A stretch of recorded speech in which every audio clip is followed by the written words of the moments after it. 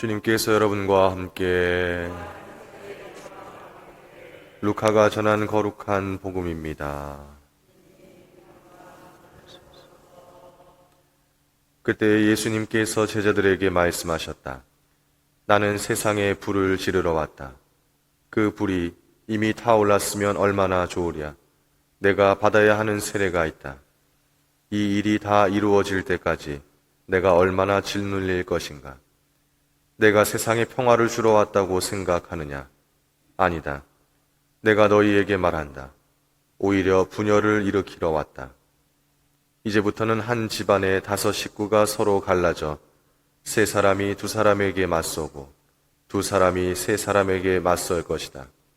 아버지가 아들에게, 아들이 아버지에게, 어머니가 딸에게, 딸이 어머니에게, 시어머니가 며느리에게, 며느리가 시어머니에게 맞서 갈라지게 될 것이다. 주님의 말씀입니다.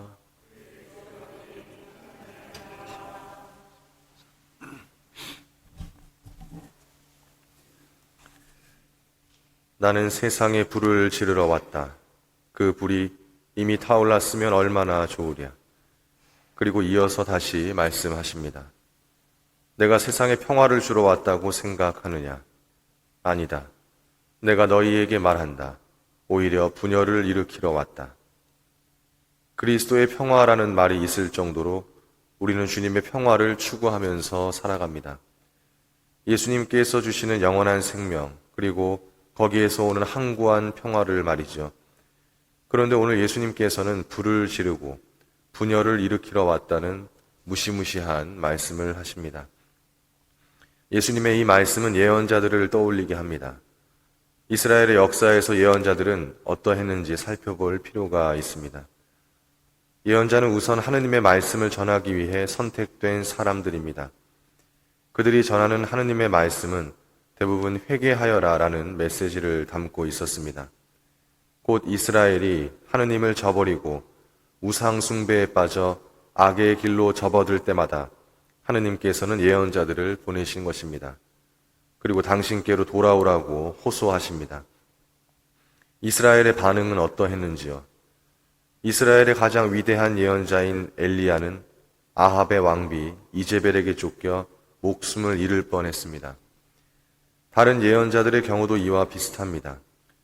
구약시대의 마지막 예언자라 불리는 세례자 요한은 어떠했는지요? 헤로데의 왕비 헤로디아에 의해 목이 잘려나가는 죽음을 맞이합니다. 회개하라는 하느님의 말씀은 많은 경우 극단적인 거부 반응을 불러일으켰습니다. 그들은 지금의 상황을 유지하고 싶어 합니다. 그러나 하느님의 말씀은 그들이 안주하고 있는 거짓 평화에 불을 놓고 분열을 일으킨 것이죠. 예수님께서 하신 말씀은 이 같은 맥락에서 읽어야 합니다. 우리가 안주하고자 하는 평화는 무엇일까요? 그리고 이 평화를 깨뜨리려 하는 불편한 말씀들은 무엇일까요? 회개하다라는 뜻의 그리스어 메타노이아는 고개를 돌리다 라는 뜻입니다. 하느님께로부터 반대 방향으로 향하고 있던 나의 얼굴을 다시 하느님께로 돌리는 것이지요. 이 같은 회개는 점진적으로, 천천히, 좀 나중에 하면 될 것과 같은 방법으로는 불가능합니다. 바로 이 순간에 결단을 내려야 합니다. 예수님께서 일으키시는 분열은 바로 이 같은 즉각적인 결단과 선택이 필요하다는 말씀입니다.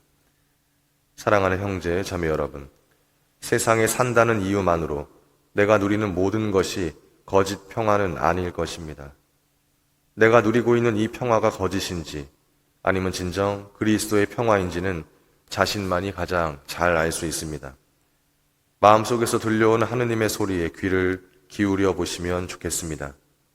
조금 불편하더라도 당장 하느님께로 다시 고개를 돌릴 결단을 내릴 수 있도록 나를 이끌어 줄 것입니다.